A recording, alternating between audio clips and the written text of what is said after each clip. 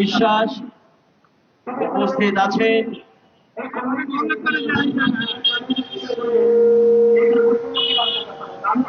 উপস্থিত আছেন জাতীয় গণফ্রন্ট, কৃষক সংগঠন, জাতীয় কৃষক ক্ষেত মজুর সমিতি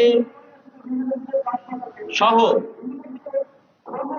জাতীয় গণফ্রন্টের বিভিন্ন স্তরের নেতৃবৃন্দ, জাতীয় গণফ্রন্টের জাতীয় গণতান্ত্রিক শ্রমিক ফেডারেশনের পক্ষ থেকে সবাইকে বিপ্লবী শুভেচ্ছা। সাথীয় বন্ধুগণ, রাজা আসে রাজা যায়, রোজা আসে ঈদ আসে ঈদ যায়, শ্রমিক শ্রেণীর ভাগ্যের কোনো পরিবর্তন হয় না, হয়নি। জোয়ার ভাটার মতো আমাদের দেশে গত 54 বছরের রাজা বদলের ইতিহাস আমরা দেখেছি। শ্রমিকরা, মেহনতি মানুষ, খেটে খাওয়া মানুষ, রিক্সাওয়ালা, মুটি মজুর, কামার কুমার, জেলে তাঁতি, সর্বস্তরের মানুষ একটা ঘোরের মধ্যে থেকে মিথ্যা আশ্বাসে এই রাজা বদলের সংগ্রামে তারা লিপ্ত হয়। প্রিয় সাথী ও বন্ধুগণ, আজ শ্রমিক শ্রেণীর ভাগ্যের কোনো পরিবর্তন নাই। শ্রমিক শ্রেণী তার অধিকারের কথা মিথ্যা আশ্বাস শুনে যাচ্ছে।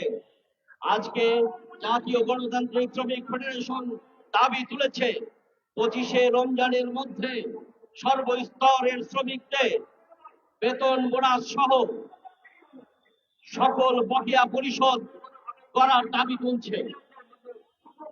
জাতীয় গণতান্ত্রিক শ্রমিক ফেডারেশন ঘোষণা করছে যে যদি 25 তারিখের মধ্যে সকল শ্রমিকদের, দীর্ঘদিন আমরা রাজপথে লড়াই সংগ্রামে আছি। আজ পর্যন্ত আমাদের গার্মেন্টস শ্রমিকদের স্থায়ী নিয়োগপত্র দেওয়ার কথা বলবার পরেও বিভিন্ন সময় তাল বাহানা করে তারা পাশ কাটিয়ে যাচ্ছে। আমরা 24-এর গণ অভ্যুত্থান পরবর্তী আমরা এই অস্থায়ী সরকারের কাছে দাবি করেছিলাম গার্মেন্টস শ্রমিকদের বিভিন্ন মালিক এই লুটেরা হাসিনা সর্বপ্রথম গণ অভ্যুত্থানের পরে এই শ্রমিকদের উপরে এই রক্ত হাত লাল করেছে এই সরকার। প্রিয় সাথী ও বন্ধুগণ, বিভিন্ন জায়গায় গত পরশু দিনও গাজীপুরের শ্রমিকরা রাজপথে নেমেছে, লড়াই সংগ্রাম করেছে।